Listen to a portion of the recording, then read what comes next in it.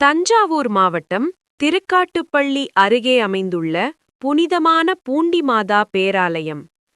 தவக்காலத்தின் 6ஆம் ஞாயிறு. ஆன்மீக மகிழ்ச்சியும் பக்தி உணர்வும் நிறைந்த நாள்.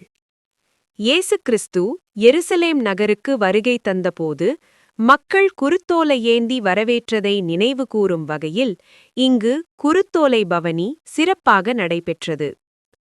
ஞாயிற்றுக்கிழமை காலை பூண்டிமாதா மக்கள் மன்றத்திலிருந்து தொடங்கிய இந்த பவனி இறைபாடல்கள் ஒலிக்க, கையில் குருத்தோலை ஏந்திய பக்தர்கள் ஊர்வலமாக பேராலயத்தை நோக்கி நகர்ந்தனர்.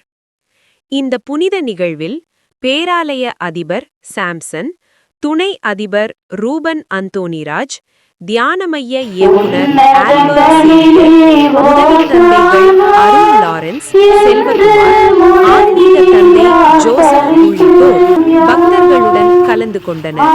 பின்னர் பேராலய அதிபர் தலைமையில் திருப்பலி நடைபெற்றது.